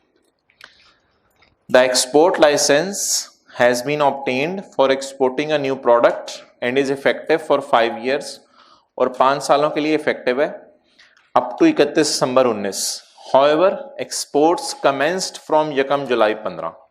लेकिन हमने एक्सपोर्ट्स 1 जुलाई 15 से शुरू की। जी, पहले मुझे ये बता दें हमारा साल क्या है? 1/7/14 को शुरू हो रहे, 30 जून 15 को खत्म हो रहे। जी, 1 जनवरी 15 को हमारी क्या है? डेट ऑफ, इसलिए इस 6 महीने को तो छोड़ें, ठीक है। इसके बाद 31 दिसंबर 19 तक कितने साल बनेंगे? 5y, 5 साल। ये टोटल 5 साल बनेंगे। क्लियर? ओके। इस दिन से यूज शुरू है? नो, इस दिन अवेलेबल फॉर यूज था। इस दिन क्या था? Available for use. और इस दिन से क्या शुरू होने? यूज शुरू होने। देख लें, ऐसा ही है। देख लें, ऐसा ही है। However exports commenced from 1 July 15। Exports कब से शुरू हुई? 1 जुलाई 15 से। और इंटेंजिबल कब खरीदा? 1 जनवरी 15 को। ओके, एक थोड़ी सी डिस्कशन की थी मैंने एक दफा, किसी को याद हो इंटेंजिबल्स के बारे में? पहले मैं नहीं कराता होता था, लेकिन इस दफा मैंने की थी, थोड़ी सी डिस्कशन की थी इंटेंजिबल्स के बारे में। क्या डिस्कशन की थी? कि वैसे तो किताबों में ये लफ्ज लिखा हुआ है कि टेंजिबल इंटेंजिबल्स को अमोर्टाइज और डेप्रिशिएट किया जाता है जब से वो अवेलेबल फॉर यूज हो, लेकिन मैंने आपको बताया था आई कैप ने एक सोल्यूशन के अंदर, बल्कि 2 जगह आई कैप ने ऐसा किया हुआ है कि उसको अवेलेबल फॉर यूज की बजाय इनटेंजिबल्स के केस में उसने यूज वाले दिन से डेप्रिशिएट या अमोर्टाइज करना शुरू किया है। और रीजन आपको इसकी ये बताई थी कि क्योंकि एक्सपोर्ट्स अगले साल से शुरू होनी है तो उसकी सेल अगले साल शुरू होगी, तो जब उसकी सेल आनी शुरू होगी तो ही अमोर्टाइजेशन आए तो मैच करेंगी चीजें, वरना मैच नहीं करेंगी। अभी होगा ये कि इस 6 महीने की अमोर्टाइजेशन रिकॉर्ड हो रही होगी और इस 6 महीने में सेल नहीं हो रही होगी, क्योंकि सेल कब शुरू हुई है? अगले साल। अब अगेन हमारा आके मैच वहीं पड़ गया कि क्या हम यूज से शुरू करें या अवेलेबल, यूज कब हो रहा है? अगले साल। अवेलेबल फॉर यूज कब हो रहा है? इस साल। अब भाई इस सॉल्यूशन की बात अभी मेरे जहन में आई है, इस सॉल्यूशन के अंदर आई कैप ने अपनी किताब के अंदर 6 महीने की अमोर्टाइजेशन निकाली हुई है, लेकिन जो मैंने आपको पिछला सॉल्यूशन कराया था उसमें आई कैप ने 6 महीने की अमोर्टाइजेशन ही निकाली हुई थी, बल्कि आपको याद होगा सेसेट की लाइफ 10 साल थी, उसने वो 9.5 साल ली हुई थी। मैंने कहा था किताब में मैंने 10 ली है, लेकिन आई कैप ने अपने सॉल्यूशन में 9.5 साल ली हुई है। अब हम कहां खड़े हैं? मुझे जो बात समझ आई है वो ये समझ आई है कि आई कैप को ईमेल कर देते हैं कि इसने, हाँ और क्या कर सकते हैं कि आपने इस सवाल के अंदर इस तरह किया हुआ है और उस सवाल के अंदर इस तरह किया हुआ है, फिर जो ईमेल का रिप्लाई आएगा वो मैं आपसे शेयर कर लूंगा।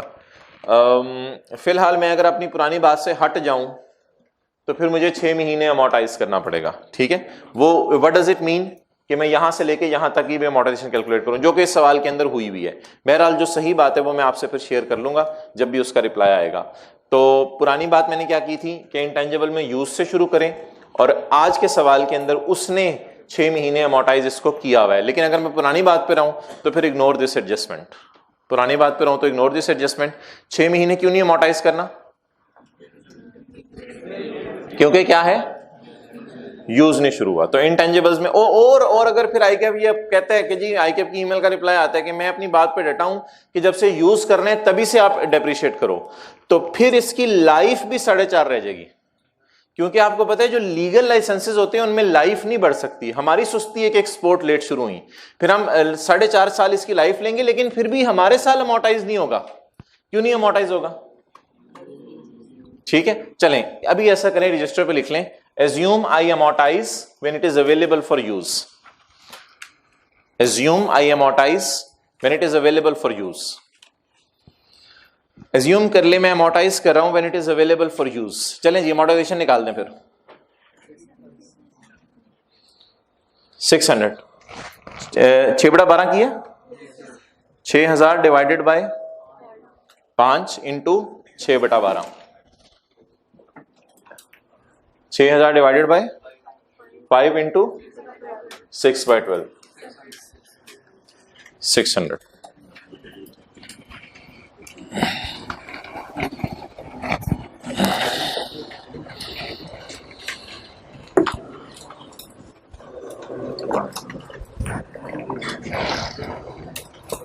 ओके,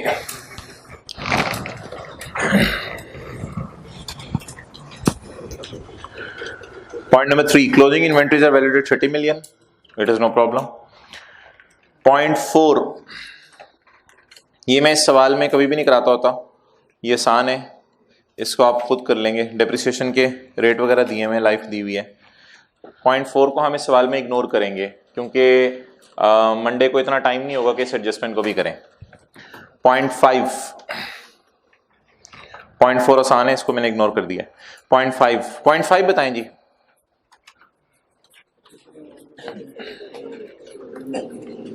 Point 5 मुझे बताएं कल वाले किस पॉइंट से मिलता जुलता है?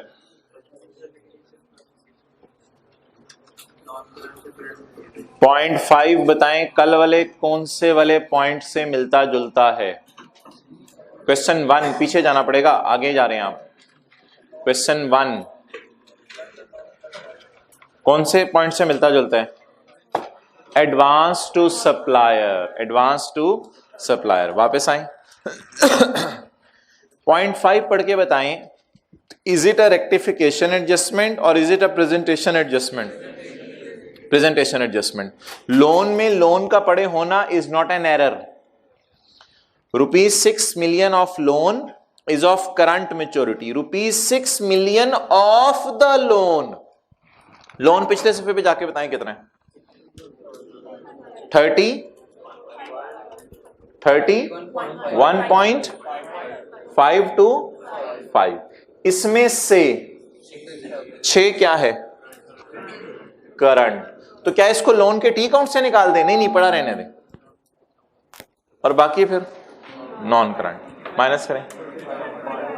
25.525 इट इज नॉन करंट। तो it is just a presentation adjustment. जब हम बैलेंस शीट बनाएंगे तो इसका ध्यान रख लीजिएगा। ट्रायल के फेस पे जाके कर दें, आप अलग से कर रहे हैं, ट्रायल के फेस पे जाके उसके 2 हिस्से कर दें बस, 33.525 के करंट और नॉन करंट।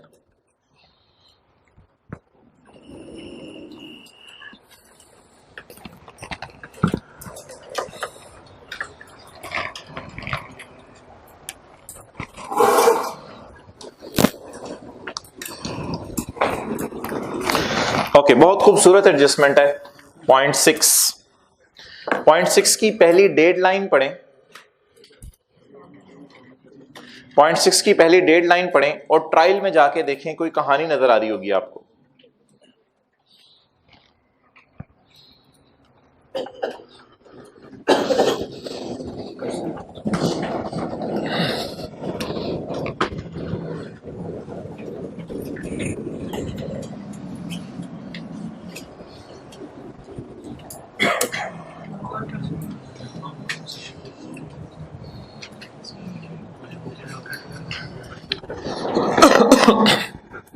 पढ़े अंडर ओवर प्रोविजन आपको पढ़ाई हुई है, अंडर ओवर प्रोविजन पढ़ाई हुई है।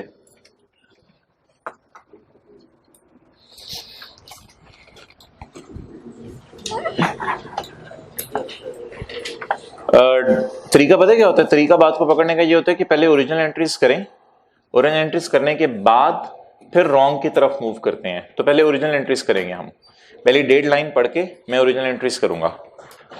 During the year 5 million was paid, इस साल 5 million पे किया। इन फुल एंड फाइनल सेटलमेंट, बस और ₹1 पे नहीं करना, ये मतलब है इस बात का। In full and final settlement of income tax against which अंदाजा of 7 had been made in previous year. पिछले साल क्या अंदाजा था कि सीटीई कितना पे करना पड़ेगा, इस साल हकीकत में कितना पे करना पड़ा। चलेंगे, मैं ओरिजिनल एंट्रीज कर रहा हूं। पिछले साल मैंने यहां क्या एंट्री की होगी? पिछले साल सीटी डेबिट और सीटीपी क्रेडिट। सीटीपी का मतलब है प्रोविजन फॉर टैक्स, जी प्रोविजन फॉर टैक्सेशन असल नाम होता है इसका। कितने से? Good good good. शायद आपको पता है जिन्होंने टैक्स पढ़ा हुआ है, पिछले साल का टैक्स जो कैलकुलेट होता है वो पे हमारे साल के सितंबर में होता है तकरीबन कहीं जाके। तो पिछले साल का टैक्स हमारे साल के 2-3 महीने के अंदर अंदर पे हो जाता है। इस वक्त जब मैं पे करने गया पिछले साल का टैक्स, तो जैसे ही मैं पिछले साल का टैक्स पे करने गया तो फौरन गवर्नमेंट ने कहा ओनली पे 5 million। हमने कहा ये हमारे मुताबिक 7 था, गवर्नमेंट ने कहा नहीं, हमने कहा कैलकुलेशन चेक की है, ये नया पाकिस्तान है, यहां अगर हुकूमत को नुकसान भी हो रहा हो तो सच ही बोला जाता है। तो आपका टैक्स 5 million बनता है। हमने भी मरना है, इमरान खान ने भी मरना है, तो इमरान खान को अल्लाह का बहुत खौफ है, इसलिए वो कहते हैं कि अगर बनता 5 है तो 7 क्यों लें। तो फुल एंड फाइनल, बस इसके बाद आपसे ₹1 और नहीं मांगेंगे। पिछले साल का टैक्स 5 है। मैंने आपको कहा था एक एंट्री करनी है पहले, बोले बोले बोले, सीटीपी डेबिट प्रोविजन अकाउंट, यानी सीटीपी डेबिट सीटी क्रेडिट 2 से। लेकिन मैंने कहा था यहां लिखना है प्रायर, क्योंकि इस साल अब गलती से ही करें ना पिछले साल की। पहले आपने ये करनी है एंट्री, कितने लोगों को याद आ रही है बात? पहले ये करनी है एंट्री। अब मैं ओरिजिनल कर रहा हूं, मुझे नहीं पता what happened in question, I don't know what happened in question. अगली entry CTP debit, cash credit, कितने से? 5 से। अब मैं रॉन्ग एंट्रीज की तरफ मूव करता हूं। पहली डेडलाइन पढ़ के एक दो दफा मुझे बता दें ओरिजिनल एंट्री अगर आपके जहन में कुछ और बन रही हो। पहली डेडलाइन पढ़ के मुझे ये समझ आ रहा है कि ओरिजिनल एंट्रीज ये हैं।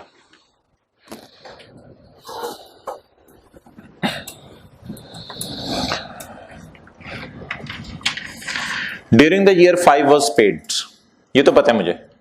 इस साल 5 पे किए। कौन किस मद में भाईजान, किस मद में? अगेंस्ट विच प्रोविजन का मतलब लाइबिलिटी होता है। प्रोविजन का मतलब लाइबिलिटी होता है। मैंने आपको कहा था प्रोविजन ऐसी लाइबिलिटी को कहते हैं जिसकी टाइमिंग या अमाउंट अनसर्टन हो। प्रोविजन का लफ्ज आज के बाद जब भी आएगा ना, आपने अंडरलाइन करके अपने समझने के लिए लाइबिलिटी लिख लेना है ताकि आप परेशान ना हो। वो प्रोविजन फॉर डाउटफुल डेट की बात नहीं कर रहा, वो तो कुछ और होता है। During the year 5 million was paid in full and final settlement of income tax liability against which liability of 7 had been made in previous year. How much was made in previous year? 7. But how much we are supposed to pay? जी, कितने का गम हुआ था? अब कितने की खुशी record करें? 2 की। ये आपको याद है, मुझे याद अच्छी तरह। और ये कौन सा केस है? हमने इस साल टैक्स ज्यादा प्रोवाइड कर लिया था। ये कौन सा केस है? Over provision. ये ओवर प्रोविजन का केस है जी। किसी के जहन में और ओरिजिनल एंट्री आ रही हो, ही कैन शेयर। अब आप बड़े हो गए हैं, आई कैप इज एक्सपेक्टिंग कि ट्रायल से देख के रॉन्ग एंट्रीज पकड़ें। ट्रायल से देख के रॉन्ग एंट्री पकड़ें। हमारे साल क्या हुई है? हमारे साल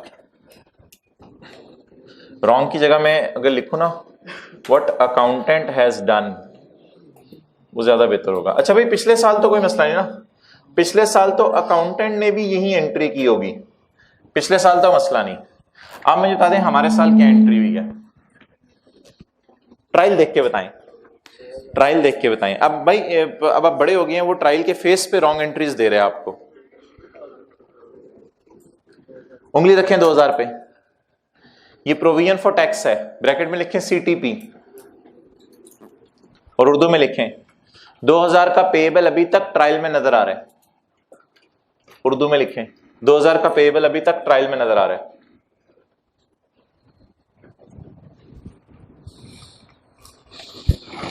क्या क्या क्या वजह बनी होगी? क्या वजह बनी होगी? 2000 का पेएबल अभी तक ट्रायल में नजर आ रहा है। अकाउंटेंट ने क्या एंट्री की होगी? उसने सिर्फ एक एंट्री की होगी। जब पैसे पे किए होंगे 5 से, उसने कहा होगा अच्छा 7 था, 5 पे करना है, चलो कर देते हैं। Liability debit, cash credit. देखें अब इसकी वजह से 2 नजर आ रहे हैं। व्हाट अकाउंटेंट हैज डन, पिछले साल तो उसने यही किया होगा ना, पिछले साल का तो मसला नहीं, मसला तो हमारे साल हुआ है ना। हमारे साल क्या हुआ? हमारे साल कितना पे करने गए थे? 7, करके कितना आ गए? 5। तो प्रोबेबली क्यों पेएबल नजर आ रहा है स्टिल 2 का? क्रिएट 7 से किया होगा और रिवर्स 5 से किया होगा।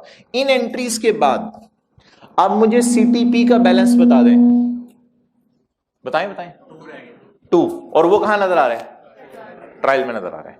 तो ट्रायल में ये जो CTP नजर आ रहा है, ये किस साल का नजर आ रहा है? पिछले साल का 2000। It was a very hidden adjustment, ऐसी फेस पे जाके उधर ट्रायल पे पड़ी हुई थी। चलें खैर है।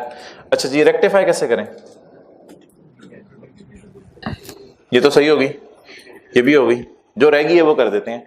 उस CTP को खत्म करें, वो हमारी लाइबिलिटी नहीं है, वो लाइबिलिटी नहीं है। 2000 पे उंगली रखें, ये हमारी लाइबिलिटी नहीं है, बल्कि क्या है? इनकम है। हमारी क्या है? इनकम है। आपको पता है इनकम एक्सपेंसेस कम करके भी रिकॉर्ड होती है, तो वो हमारी इनकम है। CT प्रायर, ये रेक्टिफाइंग एंट्री बनी।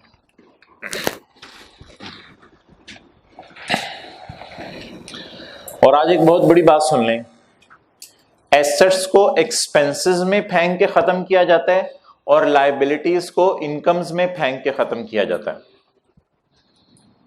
एसेट्स को एक्सपेंसेस में फेंक के खत्म किया जाता है। डेटर भाग गया, एक्सपेंसेस में फेंक दें।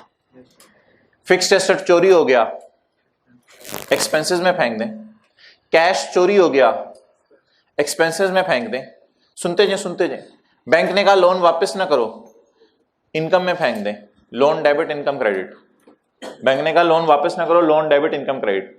क्रेडिटर ने कहा पैसे छोड़ देता हूं, जल्दी पैसे लेके आयो, पैसे छोड़ देता हूं, liability debit, discount received income credit. Assets को एक्सपेंसेस में फेंक के खत्म किया जाता है अगर एसेट गायब हो जाए, चोरी हो जाए। और अगर कोई बंदा हमें लायबिलिटी माफ कर दे तो उसे इनकम में फेंक के खत्म किया जाता है। बैंक लोन माफ हो गया, एंट्री बताएं, loan debit income credit. Creditor ने कहा जल्दी पैसे ले आया, पैसे छोड़ देता हूं, creditor debit, discount received income credit. हुकूमत ने कहा पैसे ना दो, इतना टैक्स ना दो, इतना बनता ही नहीं, लायबिलिटी डेबिट इनकम क्रेडिट। लेकिन इसको इनकम में शो नहीं करना, इसको आपने करंट टैक्स की वर्किंग में प्रायर ईयर के नाम से शो करना है।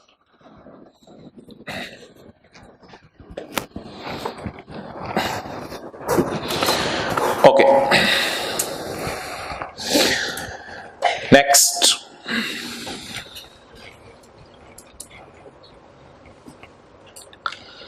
Current year taxable income exceed accounting income by 5।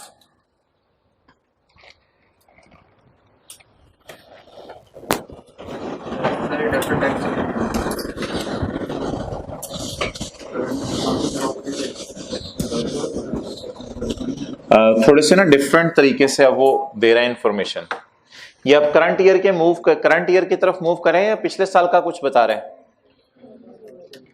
Current year की तरफ मूव कर गया या अभी कुछ लोग नोट कर रहे हैं? Let them.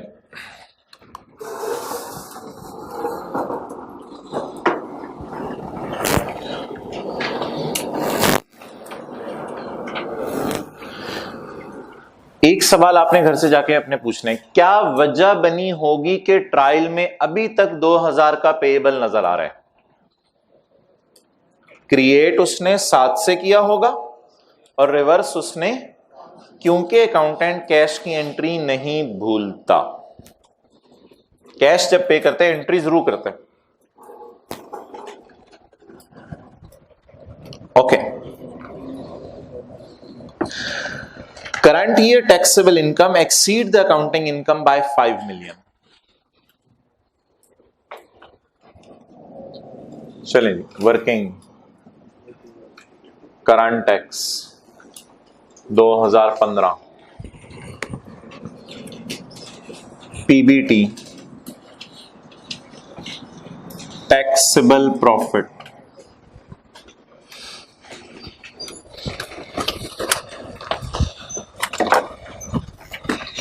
PBT taxable profit. Solution देख के पीबीटी बता दें, सॉल्यूशन देख के पीबीटी बता दें जो प्रॉफिट एंड लॉस में आ रहा है। पेपर में आप निकाल लेंगे ना सेल माइनस जीपी वगैरह करके। सॉल्यूशन देख के पीबीटी 7 23,000 23567। जी वापस आ जाए। ये पीबीटी कैसे निकालेंगे आप पेपर में? Sale minus cost of sale, GP less admin selling, वो मैं निकलवा दूंगा आपको मंडे को। अच्छा, ये पीबीटी आपने ऐसे निकाल लिया। अब एक लाइन लिखी हुई है सवाल में, current year taxable income exceed the accounting income by 5। It is called as accounting income, it is called as taxable income. Current year taxable income exceed the accounting income. तो मेरे ख्याल से ऐसे कर देते हैं 23567 minus 5000 exceed, good. Current year taxable income exceed the accounting income by 5000, 28567 28567। आगे ना पढ़े, क्योंकि आगे जो लिखा हुआ है ना कोई एरर नहीं है, वो मैं भी आपको बता दूंगा। आगे जो लिखा हुआ है कोई एरर नहीं है। जी टैक्स बता दें, at the rate of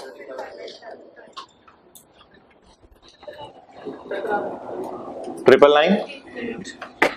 nine eight. ये तो हमारे साल का टैक्स है ना यार। सीटी डेबिट, सीटीपी क्रेडिट। चलें, इधर मैंने मिलियन में यूज किया, इधर भी मिलियन में यूज कर देता हूं। 9.998, ये तो हमारे साल का टैक्स है। सीटी डेबिट, सीटीपी क्रेडिट। अब अगले साल इसी तरह होगा। अगले साल हम 9.9 देने जाएंगे, हो सकता है गवर्नमेंट का 8 दे दो, तो फिर अगले साल उसी तरह रिवर्सल होगी।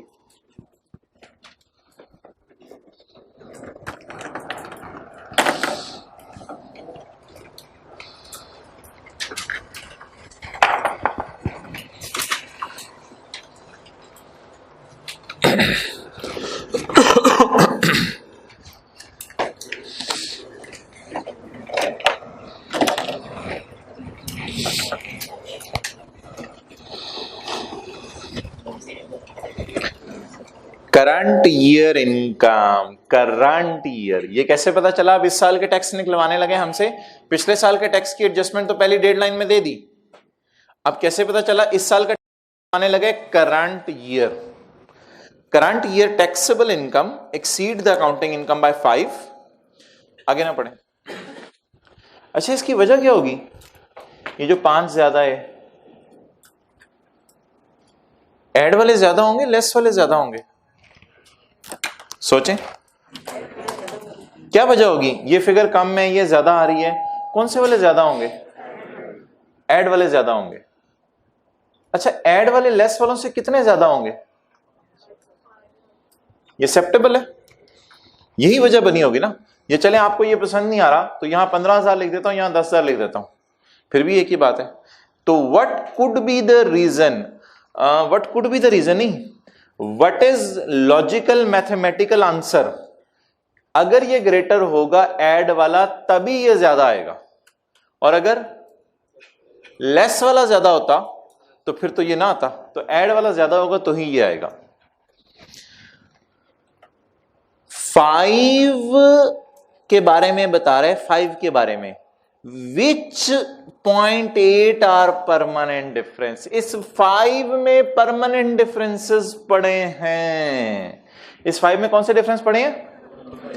इधर कौन सा वाला परमानेंट डिफरेंस आता है? एग्जेम्प्ट इनकम वाला या फाइन वाला? 5 में परमानेंट डिफरेंस पड़े हैं। वो कह रहे 5 में परमानेंट डिफरेंस पड़े हैं। इधर कौन से वाला परमानेंट डिफरेंस आता है? फाइन वाला।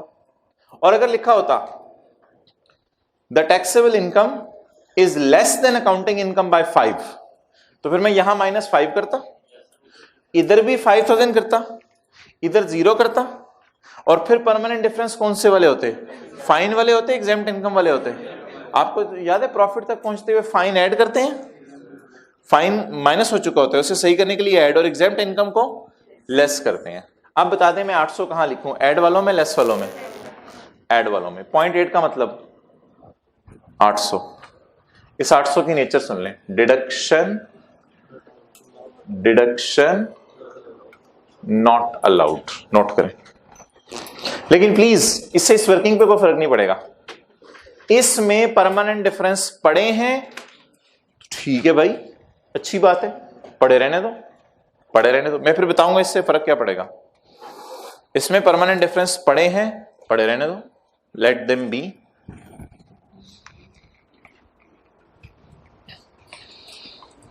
पढ़े, current year taxable income exceed the accounting income by, of which 0.8 are, जिसमें से 0.8 क्या थे? Permanent differences. ये सारी लंबी चौड़ी साइंस पता है इसने क्यों मारी है? क्योंकि कैरिंग अमाउंट और टैक्स बेस का डाटा नहीं दिया, और इसने डेफर टैक्स हमसे निकलवाना है। ये डेफर टैक्स निकलवाना है, और इसने डेफर टैक्स निकलवाना है इनकम स्टेटमेंट अप्रोच से। डेफर टैक्स निकलवाना है इनकम स्टेटमेंट अप्रोच से। 4 कॉलम बता दें क्या क्या बनते हैं।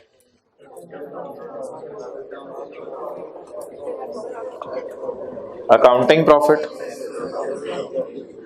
टैक्सेबल प्रॉफिट, इस अप्रोच की एक दिन काफी प्रैक्टिस करवाई थी,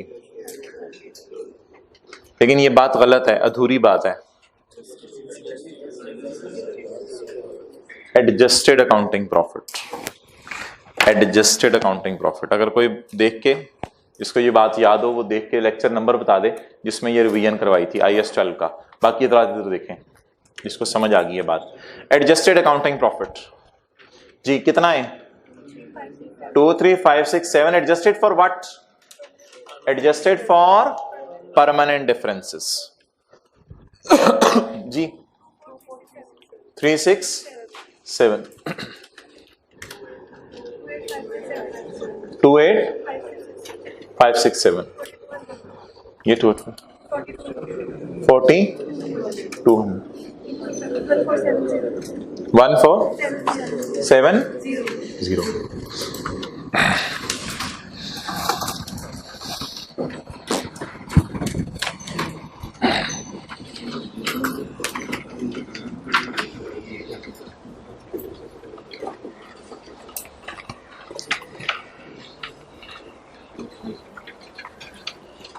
जी कौन सा लेक्चर था IAS 12 का? 11 12 13 पता नहीं कौन सा था। 16।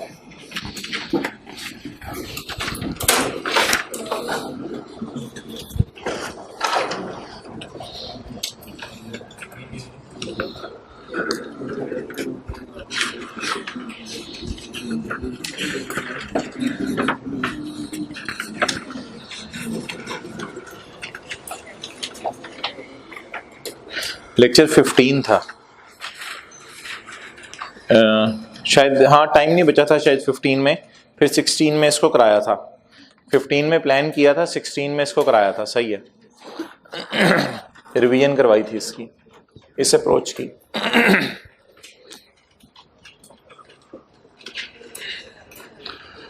अब आपने रिवाइज करके आना है और मुझे बताना है ये रिवर्सल है या रिकॉर्डिंग है।